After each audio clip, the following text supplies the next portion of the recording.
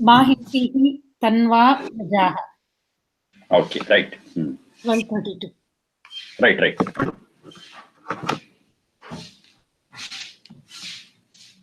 Mahimsihi Tanva Prajaha. Yajurveda 12.32. 12.32.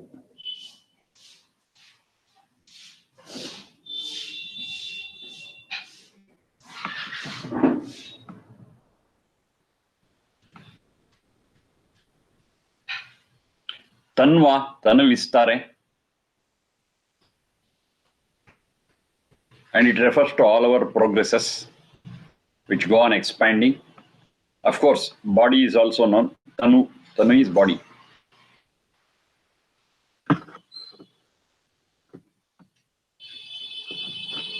Prajaha, that are the subjects.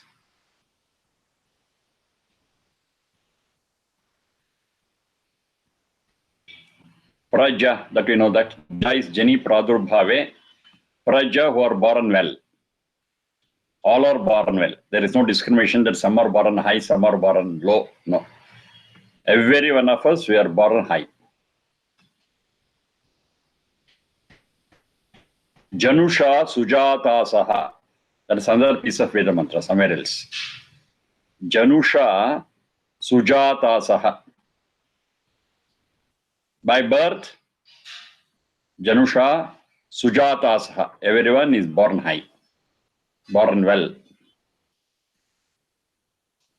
Some human beings, there is no discrimination whatsoever. To say some are highly born, some are low born is anti-Vedic.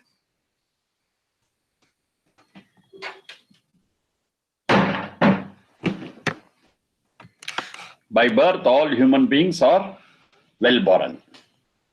Praja. Janusha Sujata Saha. That's the piece of the Veda mantra somewhere else. So here Prajaha, all of us, including other creatures also. But Prajaha mainly refers to the human beings, because other creatures, they just live on their instincts. It's an instinctive living for them. Mahimsihi. Let there not be suffering to them. It's a wish. It's a prayer.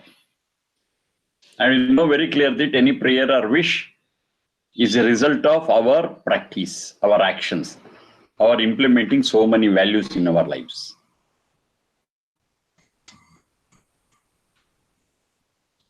And it's not automatic. So to lead such a humanitarian life, implementing in our lives the human values, and yes, we will not be troubled, we will not be subject to suffering. Mere prayer has no value, mere prayer has no innate strength. Mahimsihi Tanva Prajaha.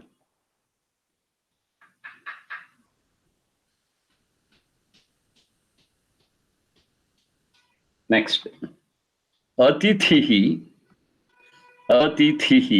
Second tha is Mahaprana. Atithihi Shivo Naha.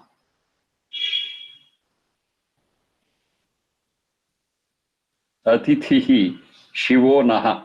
Yajurveda 12.34.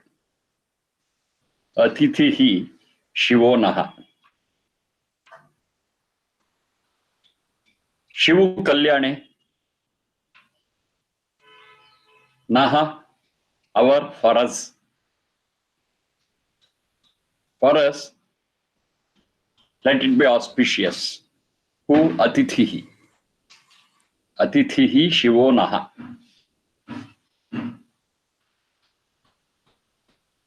Now, whole emphasis is on the word Atithihi, whom we should consider as Atithi. That's a very important thing. Tithi is day, time, schedule. Atithihi, who doesn't have that? No schedule. That person comes unexpectedly. You never expect him, suddenly they come. Atithihi. That's a direct meaning. But not everyone who comes without appointment, without schedule, is an atithi. That's a very important thing here. Not everyone is called as an atithi. Elsewhere, not in Vedas, but in the Vedic literature defined, atithir vai shrotriyaha. Atithir vai shrotriyaha. Atithihi vai shrotriyaha. He is an atithi who is a shrotriya. Not all, not all. Atithihi vai shrotriyaha. Now, who is a shrotriya? Shrotriya is one who is well versed in Shrutis. Shrutis Veda. Shrotriya. So one who is well versed in the study of Vedas, in the understanding of Vedas, in the practice of Vedic things, yes, he is called as an atithi. And he has to come without schedule, without appointment. Suddenly they come. Atithihi vai shrotriyaha. Now, what is the importance of this? There's atithi being a shrotriya. Because in the Vedas, they define who is an atithi and what are his responsibilities and what is the responsibility of the householders, grihastha grihini, towards an atithi. All these things are elaborately explained. So all those things will come into the picture now. Every householder, every grihastha or grihini, or anyone who is in grihastha ashrama, is supposed to perform 5 great yajnas every day. Pancha Mahayajna every day. Now we are clear that yajna doesn't mean only invoking fire and saying swaha, swaha. No, not necessarily. Anything we do in the best way possible is considered as yajna. So Pancha Mahayajna to be performed by every householder every day. Among those 5, one is prescribed as Atithi Yajna. Atithi Yajna is one prescribed. And it's a specific responsibility, it's a specific duty of every person who is in the Grasthashrama. They should keep their doors open for an Atithi. We don't know when he comes or when she comes. We wait, and once they come, we are very happy. We take care of all their needs.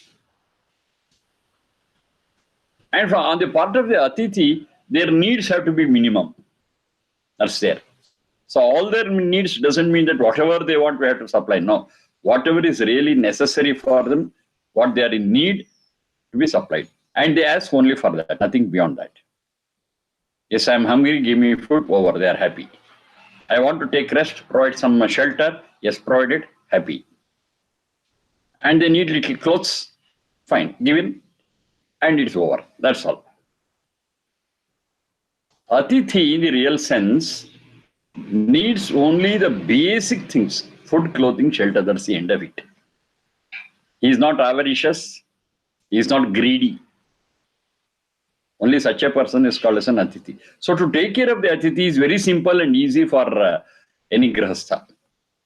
And now they would have food, they would have clothing, they would have shelter, they share it, over.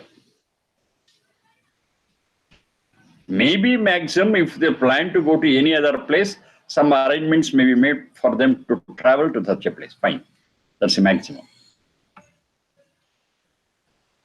Now this Atithi, who is a Shrotriya, who is well versed in Vedas, when they come to our house suddenly, they are free to tap on the doors of any Grihastha and say, I'm an Atithi.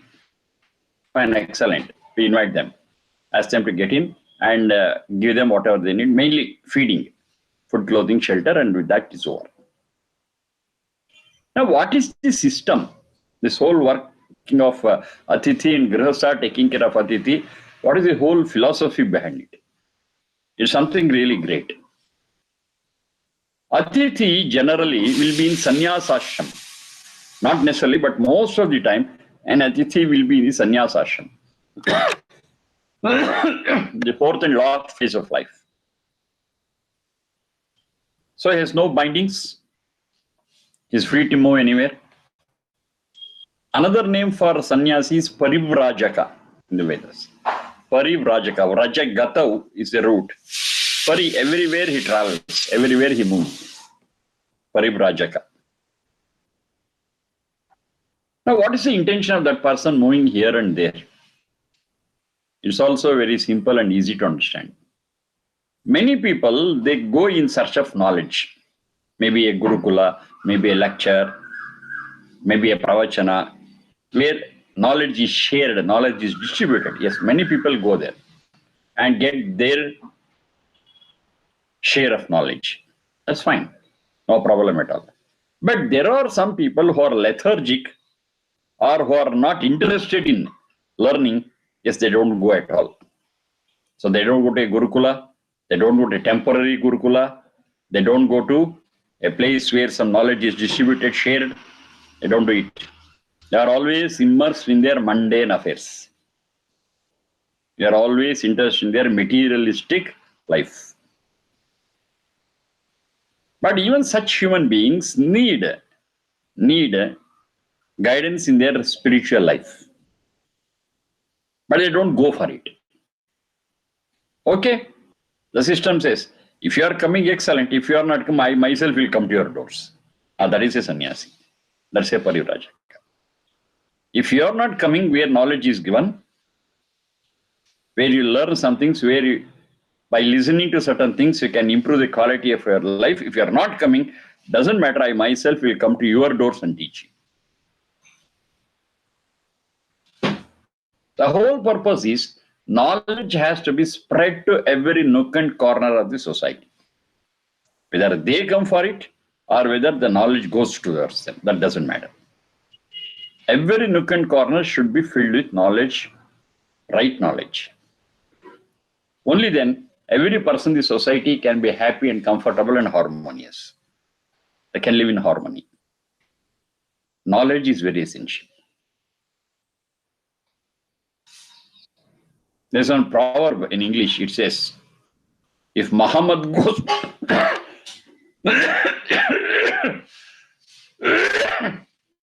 if Muhammad goes to mountain, fine. If he doesn't go, the mountain comes to Muhammad.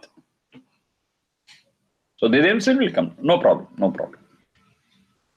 So these people, that is those who are in sannyas ashram, their main responsibility is to roam and see that the knowledge reaches every nook and corner. That's their main responsibility. And they have no bindings, they have no restrictions, they are free. They have left off every tie. No family, no children, nothing. The whole world is their family. Wherever they go, that is their house. And their main intention is to spread knowledge. It is an itinerant university. Itinerant is mobile. It's a mobile university. They move everywhere and spread the knowledge. Now, most of the time, the people who are in need of knowledge but don't go there will be a thorn in the society. Anti-social elements to some extent. Because they are not after knowledge, they are not interested in gaining knowledge and spreading knowledge and to improve their quality of life and their life around. Now, they need real help. They need real guidance. And the people who are ready to give that, they are all atithis. Now, during this sojourn of theirs, during their journey of this, yes, of course, they are also human beings. They need food, clothing, shelter. Okay, they can tap on the doors of anyone and get it. So they take the help from the other people in the society for performing atithi yajna, get their basic needs satisfied, and work on spreading the knowledge to every nook and corner of the world. This is their responsibility. That's an atithi. That is a sannyasi. That is a parivrajaka. Most of the time. Most of the time. It may not be exactly parivrajaka or sannyasi, but most of the time it is so. So this is a process of making the society more knowledgeable, and these responsibilities are distributed very clearly. To take care of needs is the duty of the grihastha ashrama, and to spread the knowledge anywhere without any bindings, without any strings, it is for the sannyasi. So there's a beautiful arrangement between the two. I do this work and you give me basic needs. I'm happy. I don't need anything more. No comforts, no luxury. Basic needs are settled, I'm happy. And in turn, I serve the society by spreading the knowledge.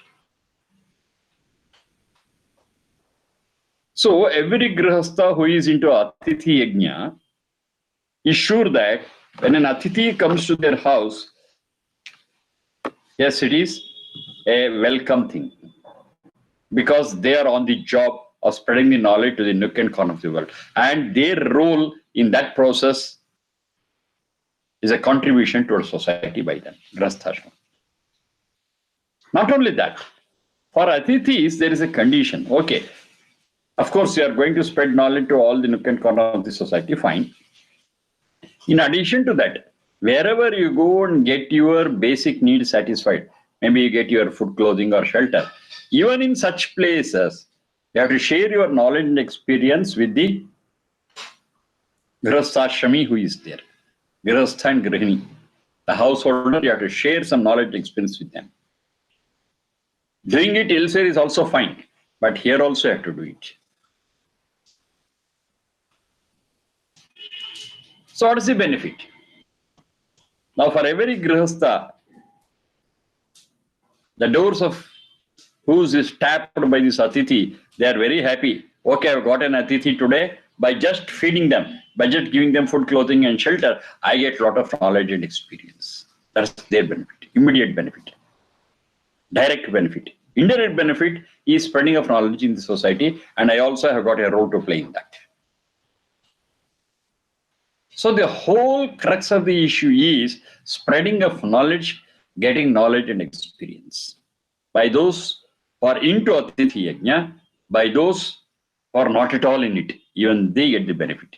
And those who are in the grihasthashrama, they work as catalysts for spreading knowledge through the Atithi.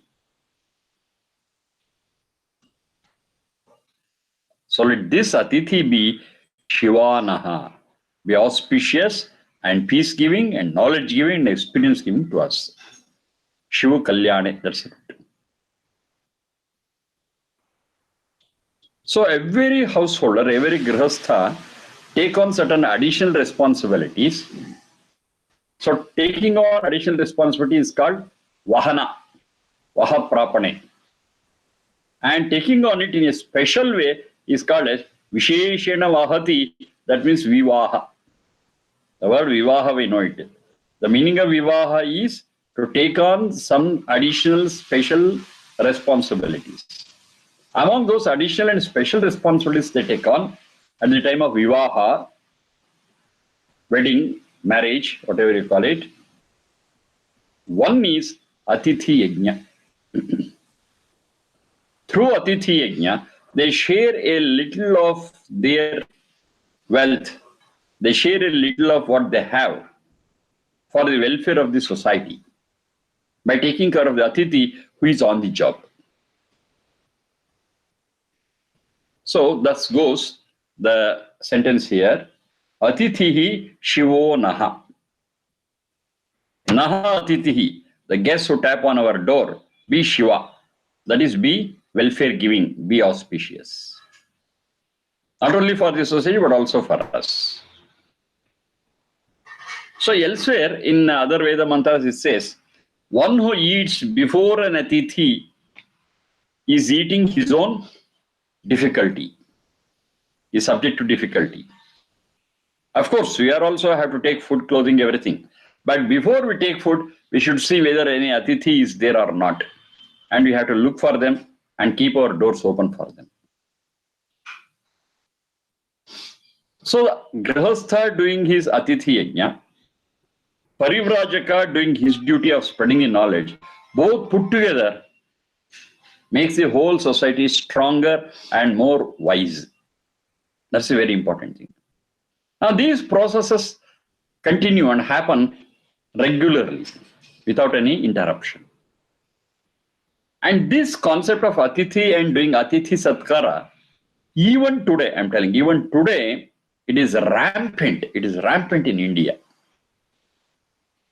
Other places, I don't know. I don't have first-hand experience. But here in India, wherever I have traveled, and many of my good friends, they have traveled whole of India, some by vehicle, some by walk, padayatra.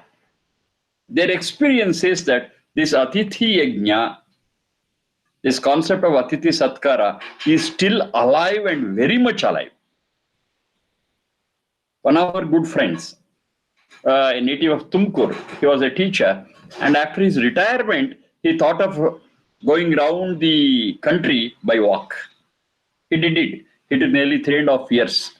He walked throughout India into all states, and whatever villages and cities he can cover, he covered for 3.5 years by walk. Two beautiful things he explained. One is, during this travel, he never had more than 300 rupees at any point of time. Actually, he thought he will go empty-handed without a pie in the pocket, but that's not practical, so he decided let it be 300 rupees. Okay, 300 rupees. He kept his pocket and went, and he never had in his pocket and more than 300 rupees. Whatever extra was there, he used to distribute it then and there and go. Maximum was 300 rupees.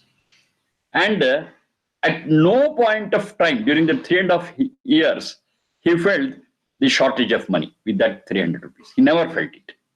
That's number one. Then number two, he said, because of my health condition, I fasted. I never took any food on a particular day or a particular time. But for that, I was never starving, I was never hungry, and I was fed sumptuously by every person wherever I went. That was another experience. Food was given to him liberally by unknown people, in villages, in cities, and everywhere, wherever he went. People are happy to feed him. People are happy to give him. And what is it he did? He spread human values. He spread the spirit of patriotism. He spread the messages of great people. That's his duty. He did that. He spread that knowledge. And is honored and has given whatever he wanted: food, clothing, shelter, free. It's a great experience for him. One incident he quotes after going around the country. He comes back and notes down all his experiences and brings it out as a book. Na Kanda Bharata, the India what I have seen. He writes a book in Kannada. And in that, one incident always touches me, which I want to share with you also. Some remote place he was going. The houses were sparse. So he was hungry. He wanted to take rest. So he observed there was one small house. Okay, he went there and tapped on the door. A lady came with a small baby in her arms, and she came. She saw, "Oh, granddaddy, you have come. Fine, grandpa. You are welcome. There is water. Wash your hands and legs." She said, and he did it. And she asked him to take rest for some time, and said, "Give me little time. I will arrange for your food and other things." Yes, he relaxed for some time. Then the food was arranged, well served. And she asked, "Okay, you can take rest here for some time, and then you can tell me what to do." It's all fine and excellent. She never knew who this person was. This person never knew who that lady was. It all happened. And at the end, he was very curious. Then asked her, "Sister, you gave me all this. You gave me food, you gave me rest and everything, provided for everything. But you never asked me who I am. I'm surprised about it." Then she said, "No, grandpa, my parents have taught me to feed and serve a person who comes to our doors and have never taught me to inquire about him." This is what she said. His heart was filled and he said, "That's an excellent thing." And that is the reminiscence of, that is still living off this concept of Atithi Yajna. They never ask who you are. Here come, you are hungry, take food. You want to relax, relax here, over. You want water, take it. Who you are, I'm not interested. Here you be. You are a human being, you are a creature, you are in need of it, as I have got all that what you need, it's my duty to give it to you over. That's Atithi Satkara. Now, if that Atithi is specially a Shrotriya, that is one who is well versed in Vedas, still more it is great. So this concept of Atithi Satkara is still very much alive in whole of India. Other place also it could be there, I don't know. That because you have traveled beyond India, you should be able to tell me about that. How is it there? Other places? But now here in India, in cities it is gone. In cities it is gone. Cities and cosmopolitan places it's all gone. We here don't go We always are afraid and shut our doors and gates. We don't allow any stranger to get in. Yes, here we don't go anywhere without calling and then scheduling an appointment. That's it. That's it. That is Atithi concept itself is not there. If you are going, we go with appointment. Yes. But this is going without appointment, without schedule. Okay. So when the basic thing itself is not there, there is no reason for discussing about that. But here it's like that. We go anywhere without schedule, without appointment. In particular, not everyone, in particular, we're speaking of Atithi. Atithi. So this Atithi goes without schedule, without appointment, and he's welcomed. That's the important thing. They are welcomed and they are given their basic requirements by anybody, known or unknown. One more example he quotes in his book. So somewhere in Rajasthan, so most of it is like a desert and less of trees and vegetation. So it was a hot day and he was walking and he was exhausted. And he saw one small tree somewhere, and adjacent to the tree he saw a small hut. And in front of the hut, under the shade of the tree, there was one, what you call it as a cot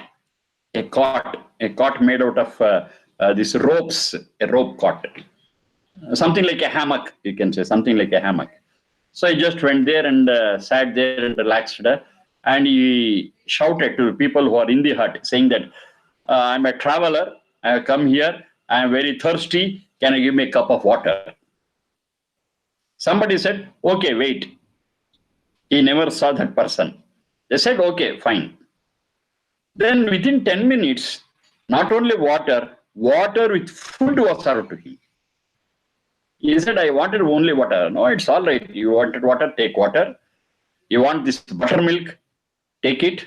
You want food, take it. It's our duty to provide our Atithi with all their needs, and I've given it. What you want, you can take, you are free. He was moved. He asked for water and he got everything for the part of the day, his food and other things.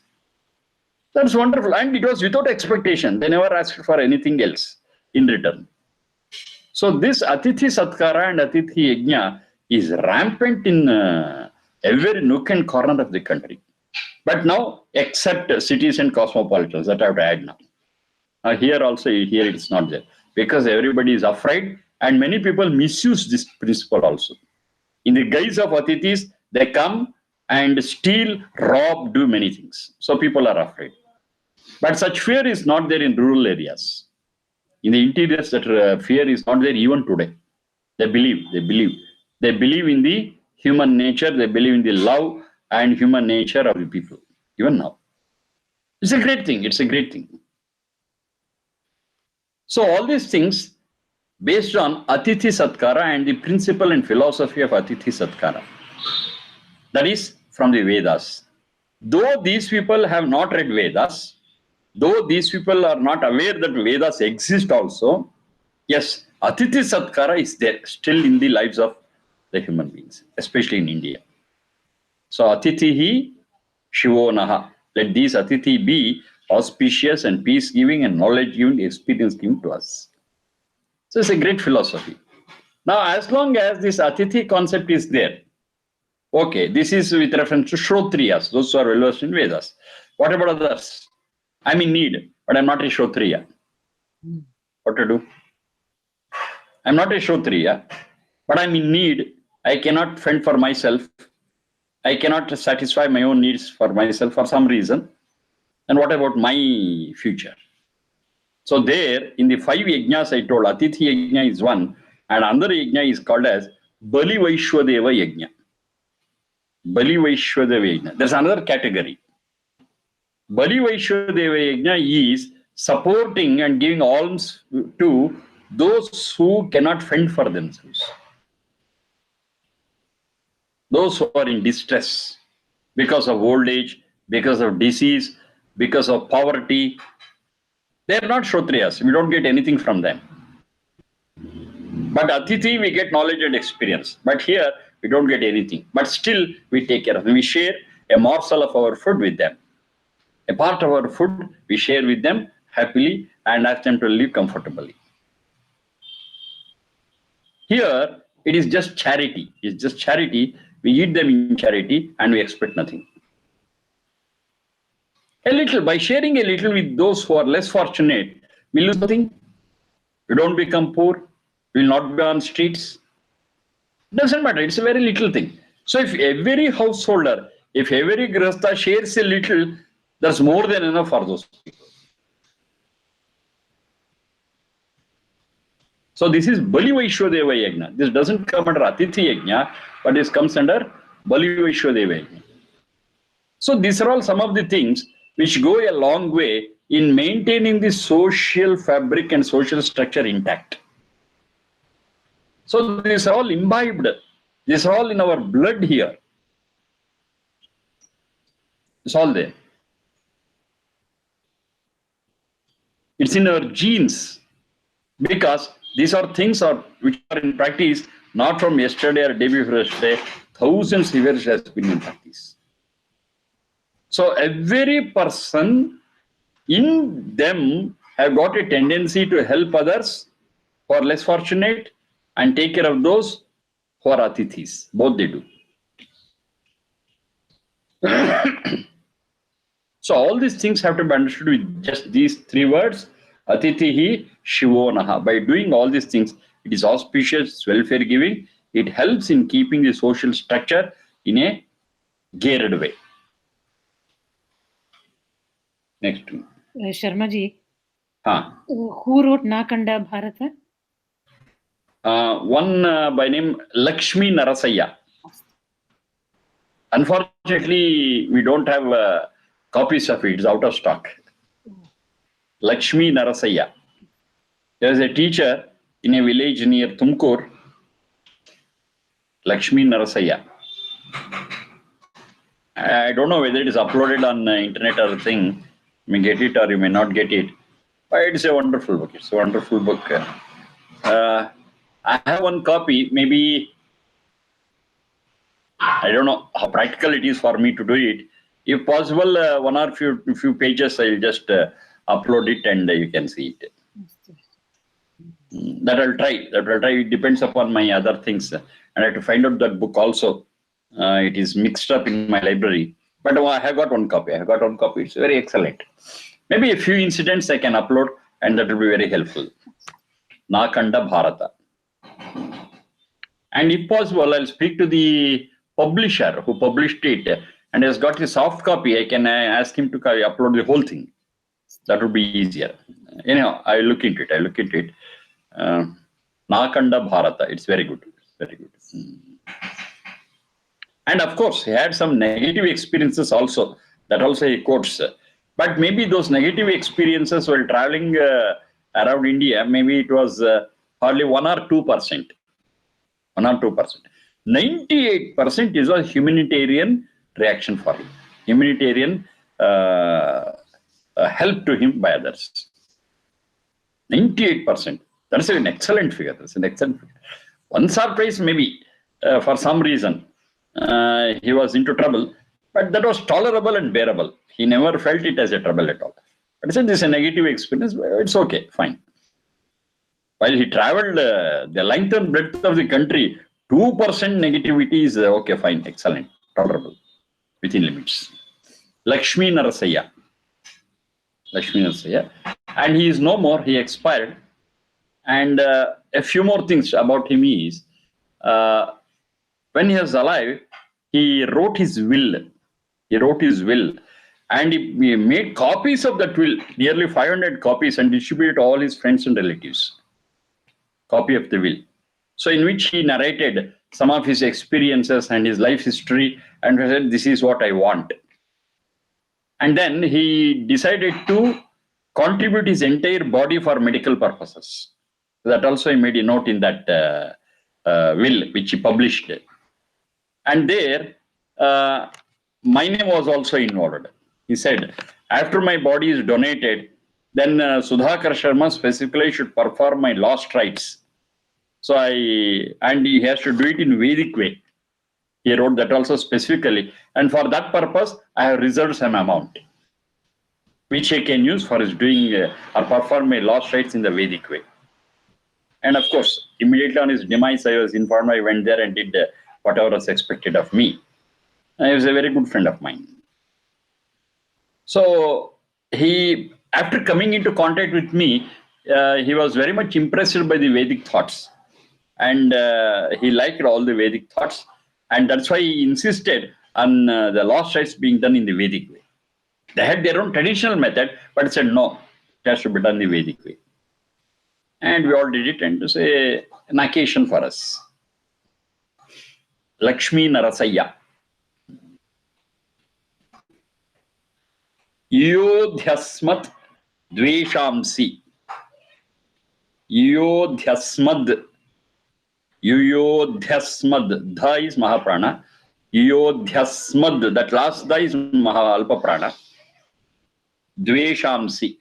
Yuyodhyasmad dveshamsi. Yajurveda 12.43. 12.43.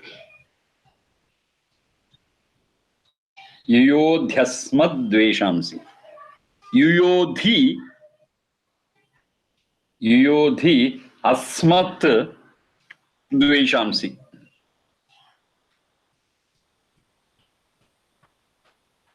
Yajurveda 12.43. 12.43.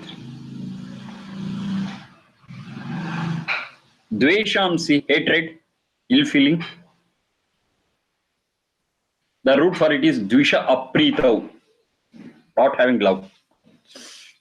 Dvisha apritav. Dveshamsi, from all hatred, from all ill feeling. Asmat, from us.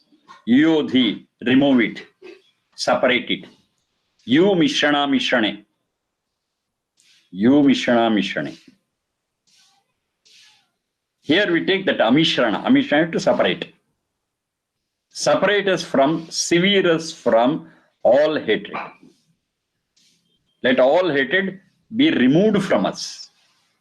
Let us not hate anyone. Let us be friendly. Of course, we have seen the other thing. Mitrasya ma chakshusha sarvani bhutani samikshe. Mitrasyaham chakshusha sarvani bhutani samikshanta. Mitrasya chakshusha samikshamahe. It's another Veda mantra where let us look, let us have such friendly relation with every other creature. So that ideal is there in other Veda mantras. So that goes in tune with this. Yodhi asmat dveshamsi. Whatever hatred is there in us, let it be separated from us. Let us be freed from it. Yo asman dveshti yam vayam dvishmaha tam vo jambhe dadmaha. Another piece of the Veda mantra. Yo asman dveshti. Here also dvesha is there. Hatred is there. Intolerance is there. Yo asman dveshti. Those who hate us. Those who have an ill feeling towards us, those who are having enmity, grudge around about us. Yo asman dveshti yam vayam dushmaha. That hatred and intolerance is there in us. All that, oh God, we surrender to you. We surrender it to you. You take care of it. We shall not hate you, anyone, and let us not be subjected to hatred by anybody else. That's a prayer. Yo asman dveshti yam vayam dushmaha tam vo jambhe dadmaha. Intolerance and hatred and enmity is something which we have to get rid of, which are not supposed to get into, because it's harmful not only materialistically but also spiritually. It's a great blunder for us. It's a great loss for us. No hatred. We love everyone. Everyone, irrespective of who they are, what creature it is. We love everyone. Every other creature we love. Universal love. If you want, you can add it as universal love and brotherhood, fellowship. Universal love is important. That's the essence of Vedas. That teaches love. Universal love. Love everyone. So the obstacle to love everyone, the hurdle to love everyone is our intolerance and dvesha. Intolerance and our hatred. So let that hatred be removed from us. Let us be separated from it. Yodhi asmat dveshamsi. Let all types of hatred be separated, severed, cut from us. That is yodhi. Amishrana. Let it not be with us. We will be away from it. Now this is a deliberate attack. This is very important. This doesn't happen automatically. This is a deliberate, conscious effort from our part to free ourselves from such dvesha, apriti. No apriti. We love everyone, whoever it is. And we want to be loved by everyone. Even if this prayer of ours of loving others and getting loved by others happens to the extent of 60%, this world is a paradise. Just 60%, not 100%. If it happens 50% also, it's a good thing. And nowadays, what has happened is this hatred and intolerance is to a very great extent and at different guises. We say in our religion, it says, those who belong to our religion, they are our people, other people, they are all our enemies. So the enmity is taught, intolerance is taught, and we find all the terrorism and other things around the world. Where this terrorism and intolerance spreads, where there are wars, now this is a fundamental lesson to them. See them. Yodhi asmat dveshamsi. Now the whole result of practicing this is our spiritual upliftment. That's a very important thing. When we are spiritually progressing, when you are spiritually strong enough, yes, we become deserving to experience bliss and peace. After all, we are searching for it. But many religions wrongly say, you sacrifice everything here. After your death, you will get your peace and harmony. After death, you don't know what happens. Nobody has given us any guarantee about what happens after death. But here, when we are living, we have to live in harmony with every other being. That's very important. Only then, whatever is there after death also is ensured. But we do it here. We don't do it here, but have grudge and enmity and hatred. Yes, what happens after death is also a replica of what we have seen here. The same hatred, the same grudge, the same intolerance. Love, love. Love every other creature. Yodhi asmadveshamsi. To love, all hatred and grudge from us should be thrown out, should be separated from us. We will not hoard any intolerance in us. We'll get rid of it. Yodhi asmat dveshamsi. This is Yajurveda 12.43. This happens only by our deliberate and conscious effort. So it's our responsibility to get rid of it. Next. Ghrutena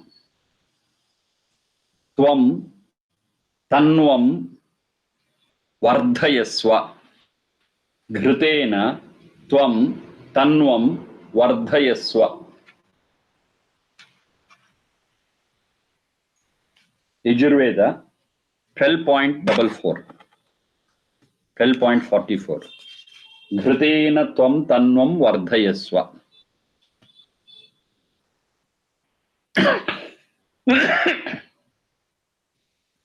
Another name for Ghruta is Sneha. Another name for Ghrita is Sneha. Now here, this mantra we can see it in a Adi Bhautika way and in spiritual way. Adi Atmika, Adhyatmika. In the materialistic and Adi Bhautika way, Ghrita is clarified butter, ghee. What you get after heating this butter, clarified butter. And this clarified butter has got a capacity to nourish us, has got so many nutrients. And consuming this clarified butter, yes, will nourish our body. Tanvam vardhayasva. You grow well, you become strong, you become healthy by consuming this clarified butter. Ghritena tvam tanvam vardhayasva. Vrudhu vardhane. You have a better physical structure, a healthy structure, a strong structure.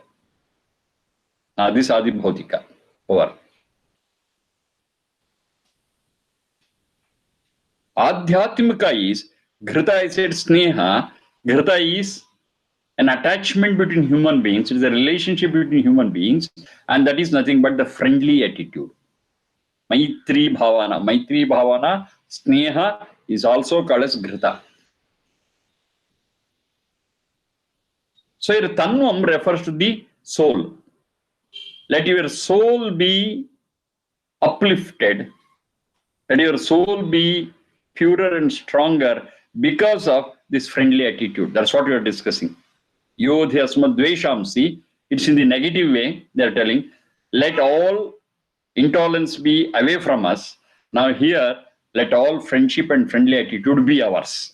And let us be progressing in that direction. Ghriteena tam tannam vardhayasva. Our growth, our spiritual growth is in our friendship with every other creature. That friendship is called as Ghrita Sneha. We look at every other creature with a friendly view. And that's the essence of ahimsa, non-violence. There's a relationship to all these things. And one is complementary to another. Ghriteena tvam tannam vardhayasva. If you want to grow, if you want to expand yourself, tanavistare, that spiritually, then there is only one nutrient which supports it, and that is Ghrita. Ghrita is Sneha. Sneha is Maitri Bhavana. Only from that you can spiritually grow. You can spiritually progress. There is no other way. Love every other creature, and that universal love will definitely take you ahead, will make you spiritually strong and pure. And that is your growth. As human beings, it's a great opportunity for us to spiritually grow. In any other forum, we cannot spiritually do anything, because our whole life will be restricted by our basic instinct, nidrahara bhayamaithana, over. Spiritual progress is possible only as human beings. And that is also possible only when you practice universal love. Ghriteena. Ghrita is universal love. Sneha, Maitri Bhavana. This universal love, what you implement, what you feel, what you practice, yes, will make you spiritually grow and become stronger, purer. And stronger you are, purer you are spiritually, you are closer to peace and bliss. And that's our ultimate search. All other things, materialistic, will end with our separation from this body. We have to leave everything here. Nothing comes with us. Our journey is unending. We move from one situation, one body, one Sharindra Manas to another Sharindra Manas. Me, that is a soul. It goes on moving. It's a continuous journey for it. That's why it's called as Atma. Ata Satatya Gamane. That's a route that we have seen. Satatya Gamane is to move, to travel continuously. That it has got that nature is called as Atma. Yes, we are that. We move and move and move. What's it we can carry from one life to another? It is that purity and strength of the soul which comes with us, and all other possessions of ours, all our relationships of ours, all our holdings, we all leave it here and get out. However strong the relationship be, however secured they are, all those securities, all those relationships will get severed in a second, with the help in a fraction of a second, because of death. Death is so powerful. Everything will be nullified. There will be nothing left. You're gone. And what comes with the soul is its own strength and its own purity. So if you want the journey to be peaceful, to be comfortable, to be happy, better, yes, we have to increase its strength and purity. That's the only way out. That comes with us. We are not leaving it behind. But for sorry. But for that, everything what we have earned, in any quantity, in any quality, all those things we are just living it here. Nothing comes with us. That's the reality. Only when we understand this reality, definitely we will have an emphasis on the spiritual progress rather than the material progress. Of course, material things are required. It's not that we have to ignore material things, but emphasis is on the spiritual progress and not on the material progress. Material progress, to the extent of satisfying our basic needs, is more than sufficient. So there is a clear-cut understanding of what this material life is and what the spiritual life is. There's a clear-cut understanding. Material things we need till our basic needs are satisfied. When we are sustained, when we are able to live, then the next concentration emphasis is on spiritual progress, and the spiritual progress is the one which we carry forward with us to the lives to come. Very clear understanding is there. And this is what exactly is said in several other mantras. It says, Ubhayatra te artham. You have got two goals. The one goal, to materially satisfy your basic needs. And the next goal, your spiritual progress as human beings. It says very clearly. Both they have to keep in mind. Those who are materialistic, they concentrate only on materialistic progress and totally ignore the spiritual progress.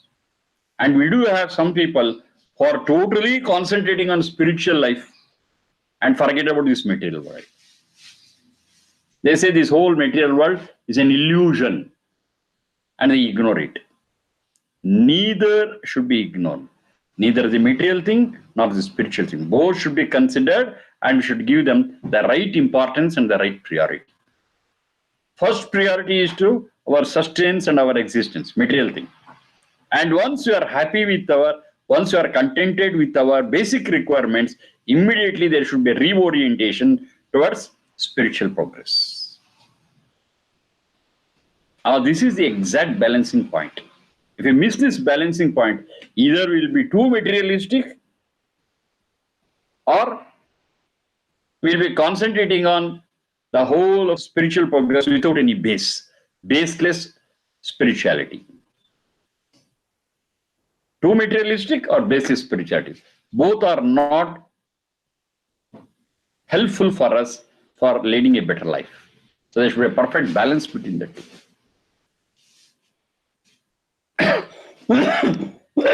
And even that balance also they have defined. Samatvam yoga uchyate. This is a definition by Krishna. Samatvam yoga uchyate. Yoga is the perfect balance between materialistic and spiritual life. He says, don't ignore either. Don't ignore either. But this materialistic progress has got a limit, and we have to stop there deliberately. And for spiritual progress, it is unlimited. Unlimited. But there should be a balance between the two. Where we have to turn towards spirituality, we should be very clear. If we miss that point, we'll be immersed in our mundane and materialistic things. And a great opportunity of spiritual progress is available for human beings, we miss it. So that turning point we should be able to understand. That is a balance, he says. And that is called yoga. Samatvam yoga uchyate. Yoga is not just asana and pranayama or dhyana, whatever it is. Of course, it's part of it. But the core of yoga is this balance, samatvam.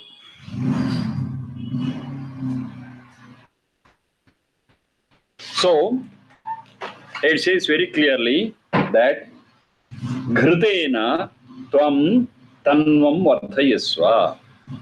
So you grow spiritually by practicing that universal love. Of course, some religions say it. Universal love and brotherhood, they say. Love every other creature. Be harmonious with every creature. But when it comes to practice, yes, they miss it. The goal is good. The theory is good. But practice is missing.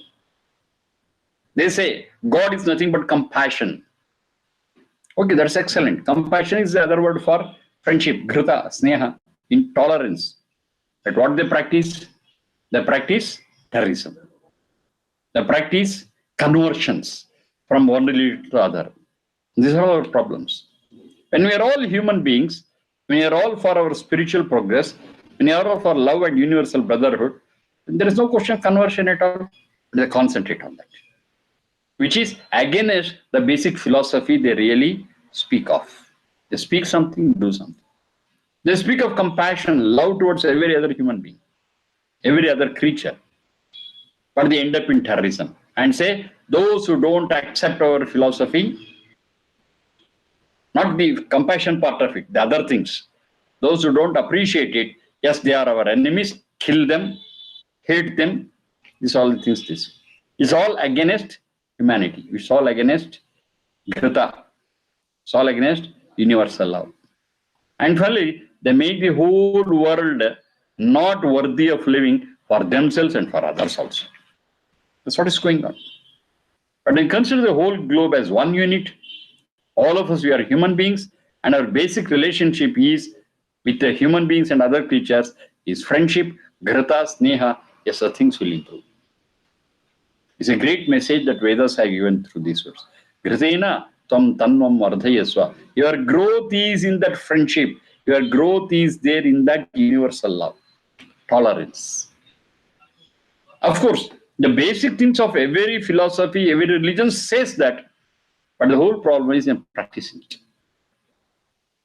There's total divergence between what they speak and what they do. So this has to be overcome, and let us all live as one society, one set of human beings. And what is the binding force here? The binding force is the Grita, Sneha, Maitri Bhavana. Compassion, love. What will happen? The result is our spiritual progress. A great opportunity given to us, the human beings. Okay, thank you for the day. We shall see other things also in the coming days. Lot of things are there. But whatever we do, finally, the focus is on living like human beings with love, affection, spiritual progress. Not forgetting material progress also. It's a beautiful balance what we have got. And once we understand this balance and lead our lives like that, whether the world follows it or not, at least our improvement is assured 100%. It's possible. Okay, thank you all. Namaste.